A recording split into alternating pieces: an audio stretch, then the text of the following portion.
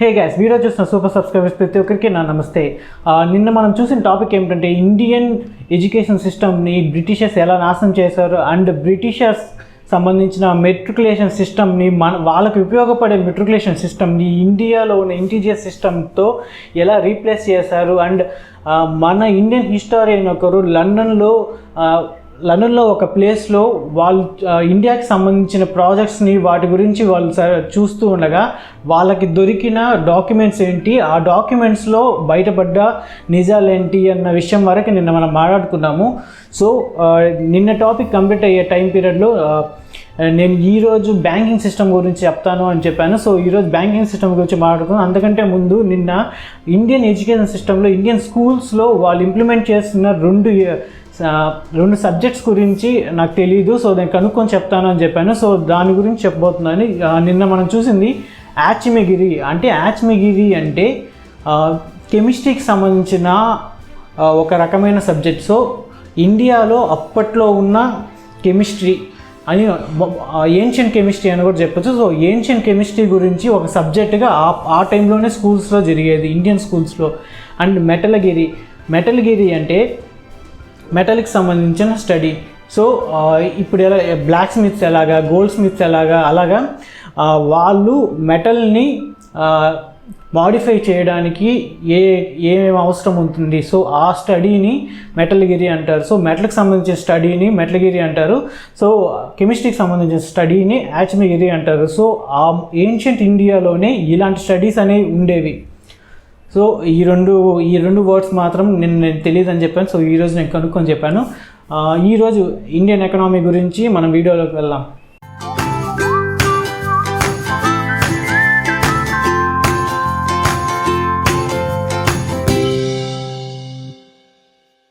ముందుగా నేను ఈ ఎకనామిక్స్ అంటే ఇండియన్ ఎకనామీకి సంబంధించిన వీడియోని 3 పార్ట్స్గా డివైడ్ చేస్తున్నాను. మొట్టమొదటి పార్ట్ ఏంటంటే ఇండియాలో బ్యాంక్స్ అనేవి ఎలా వర్క్ అవుతున్నాయి, సో ఇండియన్ బ్యాంక్కి ప్రాఫిట్ ఎలా వస్తుంది అన్న విషయం గురించి మాట్లాడతాను. ఇది ఫస్ట్ పార్ట్. సెకండ్ పార్ట్ ఏంటంటే ఇప్పుడు ఇండియన్ బ్యాంక్స్కి, ఇండియన్ ఎకనామీకి, ఆర్బీఐ బ్యాంక్కి ఈ మూడిటికి ఉన్న సంబంధం ఏంటి, ఇది సెకండ్ పార్ట్. థర్డ్ పార్ట్ అంటే ఈ ఆర్బీఐ అనే విషయం ఇండియాలో ఎస్టాబ్లిష్ కావాల్సిన దానికి అవసరం ఎందుకు వచ్చింది అంటే సింపుల్గా చెప్పంటే ఆర్బీఐ ఒక హిస్టరీ గురించి చెప్పబోతున్నాను. సో నార్మల్గా హిస్టరీ ఫస్ట్ చెప్పాలి, బట్ ఆర్బీఐ ఒక హిస్టరీలో ఒక భయంకరమైన లూప్ హోల్ ఉంది. సో ఆ లూప్ హోల్ని మనం లాస్ట్లో చెప్పుకుంటే కొంచెం బెటర్గా ఉంటుందని నా ఫీలింగ్. సో ముందుగా మనం ఎక్కువ కాంప్లికేటెడ్గా మరీ డీప్గా వెళ్ళకుండా అందరికీ అర్థమయ్యేటట్టు బ్యాంక్ అంటే ఏంటో సింపుల్గా చెప్పబోతున్నాను. ఇప్పుడు మనం బ్యాంకుకి వెళ్ళి మన అమౌంట్ని 1 lakh రూపీస్ అక్కడ మనం డిపాజిట్ చేస్తున్నాము. సో ఆ బ్యాంక్ వాళ్ళ బ్యాంక్ని యూజ్ చేసుకుంటూ ఉండడం వలన మనకి 3 to 7% వడ్డీ అనేది మనకి రిటర్న్లో ఇస్తారు. సో వాళ్ళు లోపల ఇంటర్నల్గా వాళ్ళ సర్క్యులేషన్ అనేది జరుగుతూ ఉంటుంది. సో వాళ్ళు 3 to 7% అంటే 1 lakhకి 3 to 7,000 వరకు మనకి వడ్డీగా తిరిగి రిటర్న్స్లో ఇస్తున్నారు. ఇంకో రకం ఏంటంటే బ్యాంక్ నుండి మనకి లోన్ కావాల్సి వచ్చి మనం బ్యాంక్ దగ్గరికి వెళ్ళి ఒక 1 lakh రూపీస్ అమౌంట్ తీసుకుంటున్నాం అనుకోండి. సో మనం బ్యాంక్ నుంచి అమౌంట్ తీసుకుంటూ ఉంటే బ్యాంక్ వాళ్ళకి వడ్డీ ఇచ్చేట్టుగా 15 to 18% వడ్డీ ఇస్తుంది. సో 1 lakhకి 15 to 18,000 రూపీస్ మనం బ్యాంక్కి కడుతున్నాం. సో ఈ రెండింటిని ప్రొపోర్షన్గా తీసుకోండి. బ్యాంక్ మనకిచ్చే 3 to 7,000లో మళ్ళీ బ్యాంకుకి మనం ఇచ్చే 15 to 18,000 మధ్యలో ఈ రెండింటికి మధ్యలో ఉన్న డిఫరెన్స్ అంటే దీన్ని మైనస్ చేస్తే ఎంత మిగులుతుందో అదే బ్యాంక్ యొక్క ప్రాఫిట్. ఓకేనా? ఇది బ్యాంక్ రన్ అయ్యే పాలసీ ఏంటంటే ఇదే. సెకండ్ వన్ ఏంటంటే ఆర్బీఐ. సో ఇప్పుడు ఆర్బీఐకి ఇండియన్ ఎకనామీకి అంతేకాకుండా ఇప్పుడు ఈ పర్టికులర్ బ్యాంక్స్కి ఉన్న సంబంధం ఏంటి? ఫస్ట్ ఆఫ్ ఆల్ ఇప్పుడు ఆర్బీఐ ఏంటంటే ఇండియా మొత్తంలో ఉన్న కరెన్సీని ఆర్బీఐ మాత్రమే ప్రింట్ చేయగలుగుతుంది. సో ఆ రైట్స్ ఆర్బీఐకి మాత్రమే ఉంటుంది. సో ఆర్బీఐ ఏంటంటే ఇప్పుడు మనకి ఇంకో డౌట్ వస్తుంది. ఇప్పుడు మనం కంట్రీలో అమౌంట్ మనమే ప్రింట్ చేసుకుంటున్నాం. సో మనకి ఇష్టం వచ్చినట్టు మనం ప్రింట్ చేసుకోవచ్చు కదా. మనం ఎందుకు లిమిటెడ్ అమౌంట్ ఆఫ్ కరెన్సీని మాత్రమే ప్రింట్ చేస్తున్నాము అని డౌట్ రావచ్చు.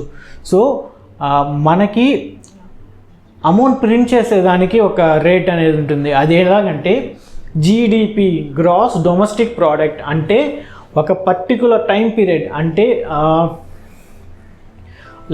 ఇప్పుడు జీవో ఒక పర్టికులర్ టైం, ఒక యానం తీసుకుని 1 year అనుకున్నాం. ఒక పర్టికులర్ టైం పీరియడ్ అంటే 1 year అనుకుందాం. ఈ 1 year టైం పీరియడ్లో ఫినిష్డ్ ప్రోడక్ట్స్ ఉంటాయి కదా, వాటి rates, final rates, finished products యొక్క ఫైనల్ రేట్స్, సర్వీసెస్ యొక్క ఫైనల్ రేట్స్, మరియు ఇక్కడ జరుగుతున్న కరెన్సీ రొటేషన్ అంటారు కదా, సో వాటికి సంబంధించిన రేట్స్. సో ఇవన్నీ తీసుకొని క్యాలిక్యులేషన్ చేసి ఈ జీడిపికి 2 to 3% అమౌంట్ని మాత్రమే మనము ప్రింట్ చేయాలి, కరెన్సీ ప్రింట్ చేయాలి. ఈ అమౌంట్ మొత్తంలో 2.2 to 3% మాత్రమే ప్రింట్ చేయాలి.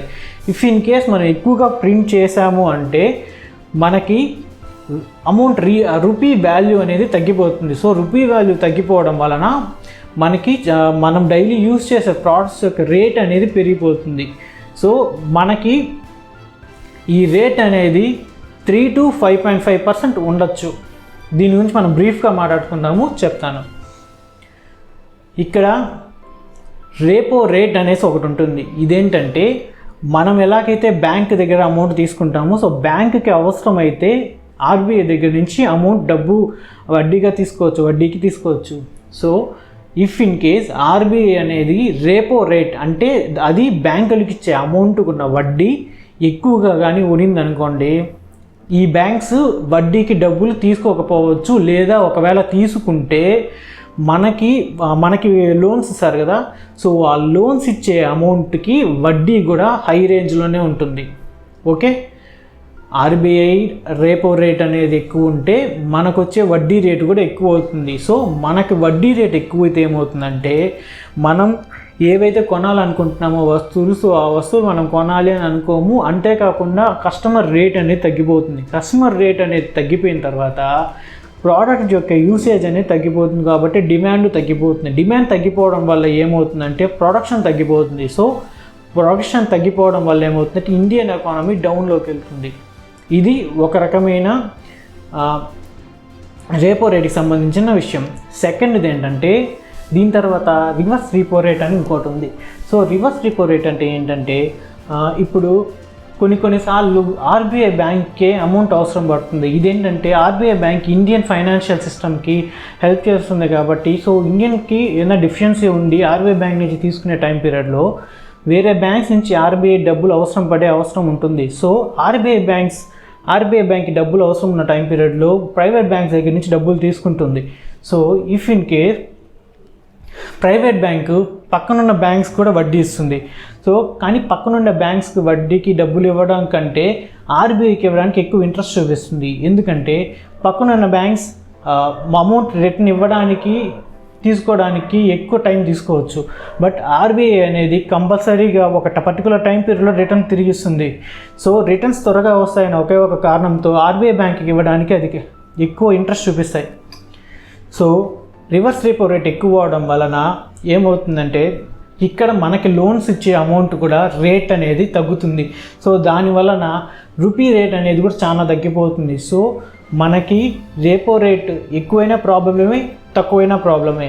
సో రేపో రేట్ని వడ్డీ రూపంలో పెంచుతూ తగ్గించుతూ ఒక రెగ్యులేషన్లో తీసుకురావడమే ఆర్బీఐ యొక్క main work. Next inflation and deflation అనేసి 2 ఉన్నాయి.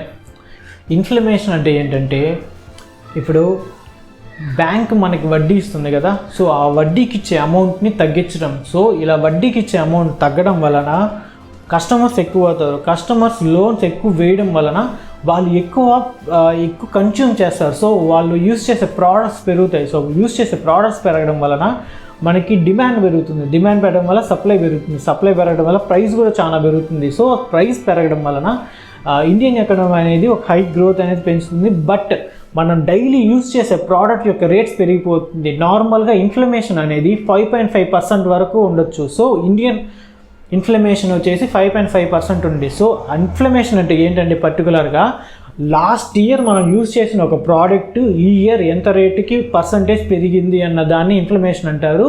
ఇది ఇన్ఫ్లమేషన్ అనేది ఒక కంట్రీకి చాలా ఇంపార్టెంట్. సో ఇన్ఫ్లమేషన్ని సరిగ్గా రెగ్యులేట్ చేయకపోతే ఎంతో ప్రాబ్లం వస్తుంది. ఈ ఎగ్జాంపుల్గా చెప్పాలంటే జింబాబ్వే ఇన్ఫ్లమేషన్ రేట్ పెరగడం వలన ఆ జింబాబ్వే మొత్తంలో ఒక కంప్లీట్ చేంజ్ అనేది వచ్చింది. సో తనీగా ఒక వీడియోలో చెప్తాను. ఈ వీడియోలో చెప్తే అది లెంత్ ఎక్కువైపోయింది. సో తనీగా ఒక వీడియోలో చెప్తాను. నెక్స్ట్ డిఫ్లమేషన్ గురించి మాట్లాడుకుందాం. డిఫ్లమేషన్ అంటే వడ్డీ రేట్ పెరగడం అంతే. వడ్డీ రేట్ పెరగడం వలన కస్టమర్స్ తగ్గుతారు. కస్టమర్స్ తగ్గిన తర్వాత మా డిమాండ్, సప్లై, ప్రైస్ అన్నీ తగ్గుతుంది. సో ప్రైస్ తగ్గడం వల్ల ప్రొడక్షన్ తగ్గిస్తారు. ప్రొడక్షన్ తగ్గడం వలన అక్కడున్న ఎంప్లాయీస్కి వర్క్ తక్కువ అవుతుంది. సో వర్క్ని వాళ్ళు కంట్రోల్గా అంటే ఎఫెక్టివ్గా మేనేజ్ చేయడం కోసం ఎంప్లాయీస్ని జాబ్లో నుంచి తీయేస్తారు. సో జాబ్లో నుంచి తీయడం వలన మళ్ళీ కస్టమర్స్ అనేది తగ్గుతారు, అమౌంట్ అనేది తగ్గుతుంది. సో ఎకనామీ డౌన్కి వెళ్తుంది. సో ఇదే డిఫ్లమేషన్. మనకి ఇన్ఫ్లమేషన్ని రెగ్యులేట్ చేయాలి, డిఫ్లమేషన్ని రెగ్యులేట్ చేయాలి అన్నదానికి ఆర్బీఐ ఎక్కువ యూజ్ అవుతుంది. ఇవన్నీ ఓకే. ఆర్బీఐ హిస్టరీ ఏంటి? ముందుగా 1919 టైం పీరియడ్లో ఇండియాలో మొట్టమొదటిసారిగా బ్యాంకింగ్ అనేది ఇంట్రడ్యూస్ చేయబడింది. అది బ్రిటిషర్స్ వల్ల ఇంట్రడ్యూస్ చేయబడిన చుట్టూ ఉన్న వ్యాపారులందరూ కలిసి కూడా కొన్ని బ్యాంక్స్ని నడుపుతూ దాన్ని విలేజెస్గా ఉంటుంది కదా. సో ప్రతి విలేజ్లో వాళ్ళకి నచ్చినట్టు బ్యాంక్ రేట్స్ అనేది పెట్టుకుంటూ మొత్తం అందరి దగ్గర మోసం చేస్తూ అలా ఎక్కువ వడ్డీకి తిప్పుతూ సో ఎక్కువ కష్టపెడుతూ ఉండేవాళ్ళు. సో వీళ్ళు బ్రిటిషర్స్ మనల్ని కాపాడడానికి కాకుండా వాళ్ళకి ఎక్కువ ప్రాఫిట్స్ వచ్చేటట్టుగా ఈ అన్ని బ్యాంక్స్ని రెగ్యులేట్ చేయడానికి ఒక బ్యాంక్ కావాలి అని 1920లో హిల్టన్ యంగ్ కమిటీ అని ఒక కమిటీని పెట్టారు.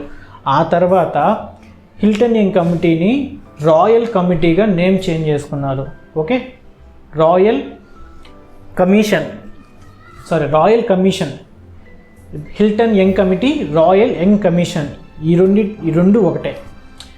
నెక్స్ట్ 1934లో ఆర్బీఐ ఎస్టాబ్లిష్ చేయబడింది. ఆర్బీఐ రెగ్యులేషన్ యాక్ట్ కింద ఆర్బీఐని వాళ్ళు ఎస్టాబ్లిష్ చేశారు. ఆ తర్వాత ఏమైందంటే 1935 ఏప్రిల్ 1న ఇది మొట్టమొదటిసారిగా అమల్లోకి వచ్చింది. ఓకేనా? బట్ ఏ బ్యాంక్ పెట్టాలన్నా కూడా మనకి ఇనిషియల్ క్యాపిటల్ అనేది ఎంతో ఇంపార్టెంట్. సో ఈ ఇనిషియల్ క్యాపిటల్ పెట్టింది ఎవరంటే private share holders. Indian government మొత్తాన్ని నడిపిస్తున్న RBI bank private share holders వల్ల స్టార్ట్ చేయబడిన బ్యాంక్. అది 5 crores private limited bank 5 crores పెట్టి దాన్ని ఆర్బీఐ బ్యాంక్ని స్టార్ట్ చేశారు. ఇక్కడి వరకు బాగానే ఉంది. సో ఇప్పటికీ మనము ఆర్బీఐ ఆఫీస్కి వెళ్ళినా, ఆర్బీఐ వెబ్సైట్కి వెళ్ళినా అండర్టేకెన్ బై గవర్నమెంట్ అని ఉన్నది. ఇదొక అటానమస్ అనే అంటారు. నెక్స్ట్ ఆర్బీఐ రెగ్యులేట్ చేస్తూ గైడ్లైన్స్ని ఫాలో చేస్తూ ఇదంతా కంప్లీట్ అయ్యే టయానికి 1947 టైం పీరియడ్లో మనకి ఎప్పుడైతే ఇండిపెండెన్స్ వచ్చిందో అప్పుడు గవర్నమెంట్ చేతిలో లేదు. అప్పటికి అది ప్రైవేట్ షేర్ హోల్డర్స్ చేతిలోనే ఉంది. సో ప్రైవేట్ షేర్ హోల్డర్స్ చేతిలో ఉండడం వలన గవర్నమెంటు 90% ఆఫ్ విలేజెస్ ఉన్న మన ఇండియాని డెవలప్ చేయడం కోసం ప్రతి విలేజ్లోనూ బ్యాంక్స్ని ఓపెన్ చేయాలి అని ఒక కోరికని ఆర్బీఐకి పెట్టింది. బట్ ఆర్బీఐ దాన్ని తిరస్కరించింది. ఎందుకంటే వాళ్ళు ప్రైవేట్ బ్యాంక్స్ కాబట్టి. సో ఇక్కడున్న ప్రైవేట్ బ్యాంక్స్ని ప్రతి విలేజ్లో పెట్టడం వలన విలేజెస్లో వాళ్ళకి రాబడి తక్కువ అవుతుంది. సో వాళ్ళకి సిటీస్లో ఉన్నప్పుడు వరకు రాబడి ఎక్కువ ఉంటుంది. సో విలేజెస్లో అగ్రికల్చర్ దీనికి సంబంధించిందే కాబట్టి వాళ్ళకి పెద్దగా ఇన్కమ్ ఉండదు అనేసి వాళ్ళు థింక్ చేసుకొని ప్రైవేట్ బ్యాంక్స్కి ఒక సపోర్టింగ్గా నిలబడ్డారు. మళ్ళీ 1949 టైం పీరియడ్లో మళ్ళీ ఇండియన్ బ్యాంకింగ్ యాక్ట్ కింద ఆర్బీఐని నేషనలైజేషన్ చేశారు. సో నేషనలైజేషన్ అంటే జాతీయం చేశారు. సో పేరుకి జాతీయం చేశారే కానీ ఇప్పటికీ ఒక private share holders, private company Indian economical system మొత్తాన్ని కంట్రోల్ చేస్తుంది. ఓకేనా? ఇప్పటికీ హిల్టన్ యంగ్ కమిటీ ఏదైతే లోగోని యూజ్ చేశారో అదే లోగోని ఇండియా యూజ్ చేస్తుంది. ఆర్బీఐకి ఉన్న ఇప్పుడున్న లోగో హిల్టన్ యంగ్ కమిటీ ఉన్నప్పుడున్న లోగోనే. సో ఇవన్నీ మైండ్లో పెట్టుకొని ఆలోచించండి. ఇండియన్ గవర్నమెంట్ దేని ద్వారా నడుస్తుంది? ఇండియన్ ఎకానమీని ఎవరు కంట్రోల్ చేస్తున్నారు? ఇంతసేపు నేను చెప్పిన విషయాలన్నీ దేనికోసం అంటే మీకు ఎకనామీ అంటే ఏంటో తెలియాలి. సో ఒక ఎకనామీ ఆర్బీఐ రెగ్యులేషన్స్ గైడ్లైన్స్ వల్ల మిగిలిన సిస్టమ్ మొత్తం ఎలా రన్ అవుతుంది, సో ఆ సిస్టమ్ని నడుపుతున్న ఆర్బీఐని ఎవరు కంట్రోల్ చేస్తున్నారని మీరు ఆలోచించండి. ఓకే, ఈరోజు టాపిక్ ఇంతే ఫ్రెండ్స్. అండ్ ఈరోజు ఒక టాపిక్ని రేపు చెప్తామని చెప్పాను కదా. సో ఆ కంట్రీ పేరు జింబాబ్వే. సో ఆ జింబాబ్వే గురించి, జింబాబ్వేలో జరిగిన ఇన్ఫ్లేషన్ గురించి నేను రేపు చెప్తాను. సో ఈరోజు వీడియో అంతే. ప్లీజ్ ఈ వీడియో నచ్చిందంటే like, share and subscribe. And మళ్ళీ మా నోటిఫికేషన్స్ మీకు రావాలంటే బెల్